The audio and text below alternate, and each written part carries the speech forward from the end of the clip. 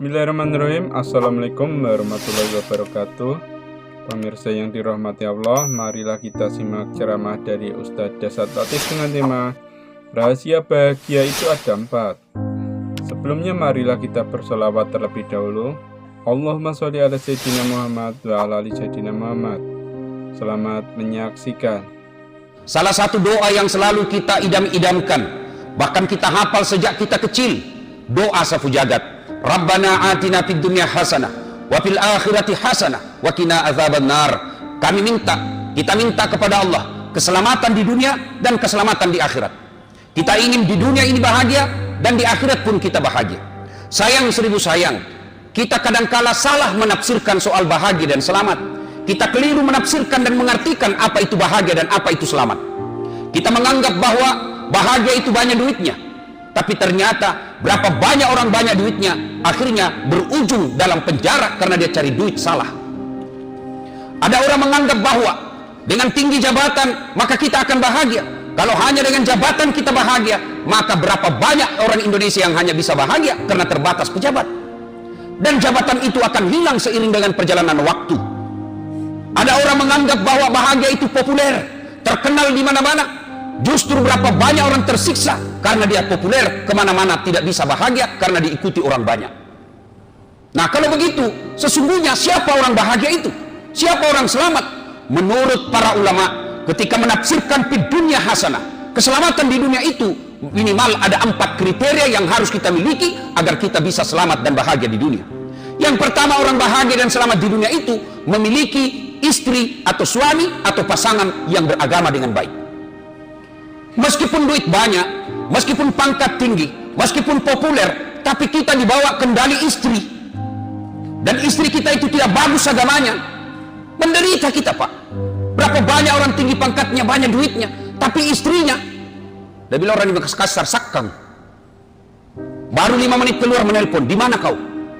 Lagi enak kita ngopi, kau pulang kau cepat sekarang ini. Banyak duitnya, tapi kalau punya pasangan yang tidak bagus agamanya, tidak takut kepada Allah istrinya, maka tidak akan mendapat kebahagiaan. Maka adik-adik sekalian yang belum punya pasangan, silahkan cari wanita yang cantik, tapi jangan kau jadikan patokan kenapa cantik itu khayali. Apalagi zaman sekarang ada kamera 360 yang bisa menipu kalian. Silahkan cari perempuan calon istri yang kaya, tapi jangan kau jadikan sandaran utama, karena kekayaan itu ada batasnya. Dia kaya tapi 9 bersaudara, habis dibagi rata itu warisannya. Silahkan kau cari istri dengan keturunan yang baik-baik, tapi jangan jadikan patokan utama, karena ada orang bapaknya Nabi justru anaknya jadi pengkhianat. Ada orang bapaknya pengkhianat justru anaknya menjadi Nabi Ibrahim alaihissalam. Kalau begitu, agar kalian bahagia dengan pasanganmu, maka pilih perempuan yang bagus agamanya. Lalu orang bertanya, Ustadz, kriteria 4 itu kan kenapa agama di belakang? Kenapa bukan agama nomor 1? Ingat, agama betul nomor 4, tapi ada stressingnya di belakang. Kata Nabi, utamakan agamanya, karena dengan agama kau akan mendapat semuanya. Mungkin ada orang cantik wajahnya, tapi kesurupan akhlaknya. Mungkin ada keturunan baik-baik, tapi dia miskin. Tapi mungkin juga ada orang bangsawan, tapi mukanya lagi yang jelek. Maka untuk memperoleh 4-4-nya, 1000 perempuan belum tentu ada yang sempurna. Karenanya agama menjelaskan kepada kita, utamakan agamanya. Mukanya jelek, tapi dengan akhlak yang baik memperbaharui kejelekannya. Dia miskin, tapi akhlaknya akhirnya memperkaya pribadinya. Maka agar mendapat kebahagiaan pertama adalah pasangan yang baik. Bapak tentu berpikir, bagaimana kita yang sudah terlanjur? Masih ada jalan keluar bagi Islam. Bapak punya kuota 43. Ada peluang, tapi itu darurat. Poligami ini adalah pilihan darurat. Darurat ini diilustrasikan, diibaratkan dia adalah pintu darurat dalam pesawat. Itu pintu darurat tidak setiap saat boleh dibuka, nanti betul-betul darurat. Kalau bapak buka tidak pada saat darurat, maka bapak dapat tangkap polisi. Yang kedua, bahagia menurut para ulama setelah punya pasangan yang baik, punya anak yang taat beribadah. Bukan anak yang tinggi pangkatnya, bukan anak yang populer, bukan anak yang cakep, bukan anak yang pejabat, tapi yang membahagiakan adalah anak yang taat dalam beragama. Berapa banyak saya melihat anaknya kaya tapi orang tuanya ditelantarkan. Bahkan sering kita melihat di medsos dia tidak akui orang tuanya. Maka pilihannya adalah anak yang baik, dan anak yang soleh dan soleha bukan cuma Bapak nikmati di dunia, tapi insya Allah akan membahagiakan Bapak ketika masuk di alam kubur. Suatu kali Nabi bercerita, melakukan perjalanan. Dalam perjalanan ke suatu tempat, Nabi melewati pemakaman. Ketika tiba di pemakaman, area pemakaman itu, Nabi bersabda, langkahkan kakimu dengan cepat. Maperi-peri kok, cepat-cepatkan ke langkahmu. Sampailah Nabi di tempat tujuan. Setelah selesai urusan Nabi, balik lagi dengan rute yang sama, melewati pemakaman.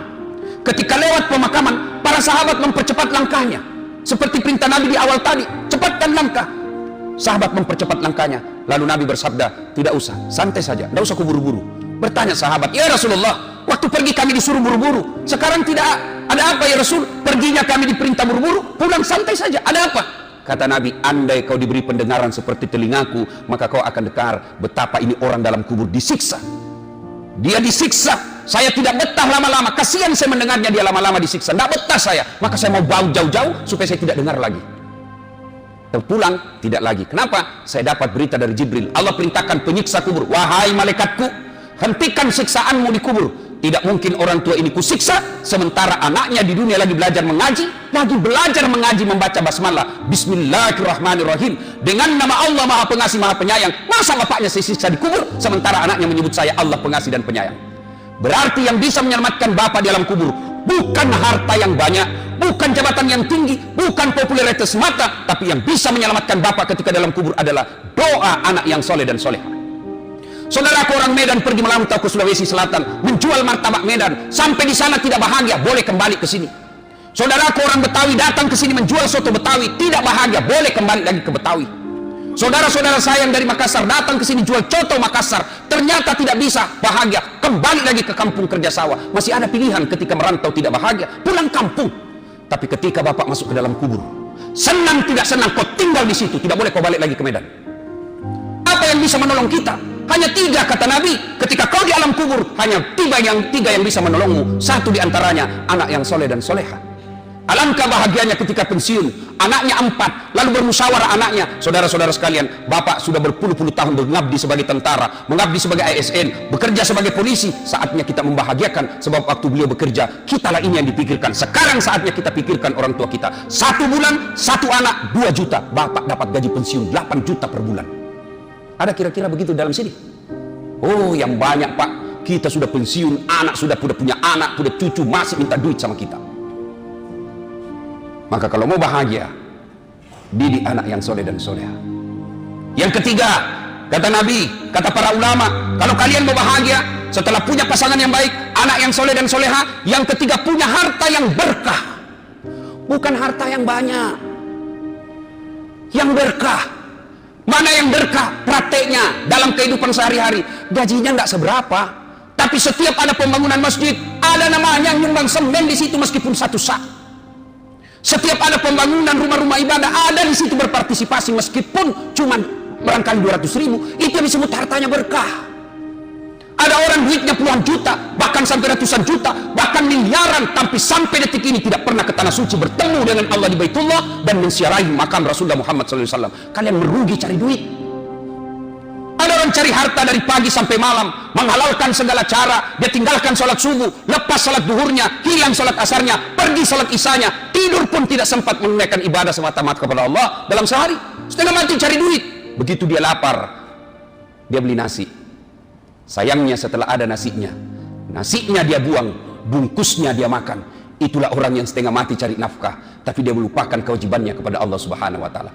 Apa bukan orang beleng-beleng itu, Pak? Dia cari makan. Begitu dia lapar, dia pergi beli, Pak. Pergi beli nasi. Sayangnya setelah ada nasinya dia buang, bungkusnya dia makan. Inilah orang yang setengah mati cari nafkah, setengah mati cari uang, dia tinggalkan ibadah. Termasuk mereka yang selalu sholat Jumatnya terlambat. Coba hafal itu mukanya selalu terlambat sholat Jumat. Itu juga itu minggu lalu, itu juga pekan depan. Dan tandai muka mereka, dia paling terlambat datang, paling cepat pulang. Coba lihat nanti itu. Paling terlambat datang, paling cepat pulang. Begitu orang khutbah dia tidur. Mau masuk surga, nenek mau punya surga. Na'udzubillah min zalik. Yang keempat, jika ingin bahagia kata para ulama, adalah punya sahabat yang baik. Sahabat ini sangat menentukan keimanan kita. Kalian kalau mau bahagia, bersahabat dengan orang-orang soleh. Siapa orang-orang soleh itu? Yang dekat dengan masjid. Siapa orang-orang soleh itu? Ya ulama. Mau bahagia dekat dengan ulama, dekat ahli agama, dan orang yang dekat dengan agama. Bersahabatnya bukan karena kepentingan politik, bukan karena kepentingan semata dunia, tapi bersahabatnya bertemu dan berpisah karena Allah. Tapi sayang, kita lebih cium tangan sama bupati yang baru saja tanda tangan korupsi daripada sama ulama. Kita lebih senang sama ketua DPR yang banyak bohongnya daripada ulama. Ulama kita bully hanya karena tidak setuju dengan pendapat kita.